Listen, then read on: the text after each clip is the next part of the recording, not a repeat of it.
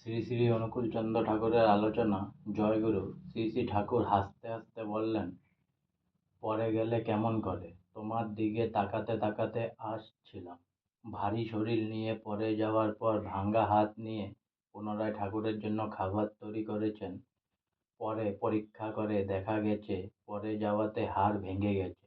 সব যন্ত্রণা নিয়ে কোনো অভিব্যক্তি না দিয়ে তিনি ঠাকুরের জন্য পুনরায় খাবার তৈরি করে আনলেন। সহ্য শক্তি ছিল তার অসাধারণ।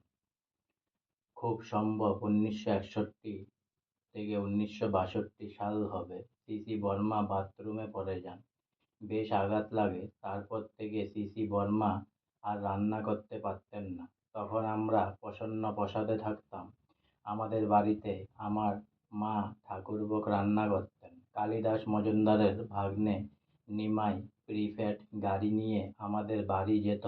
মা টিফিন ক্যারিয়ারে করে নিয়ে আসতেন। তখন সিসি বর্মা দুই একটা পদ রান্না করতেন। তার রান্না ইউনিক, অপূর্ব। সিসি ঠাকুরের স্ট্রোকের আগেই তিনি মেঝেতে আসন পেতে ভোগে বসতেন।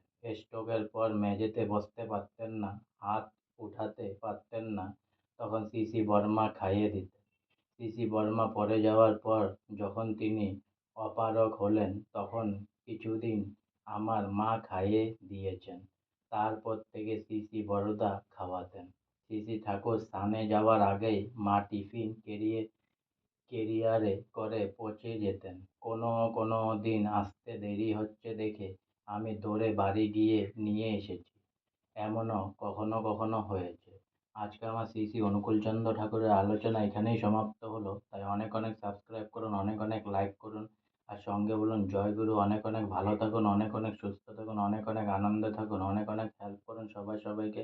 আর সঙ্গে পুনরায় একবার বলুন জয় গুরু।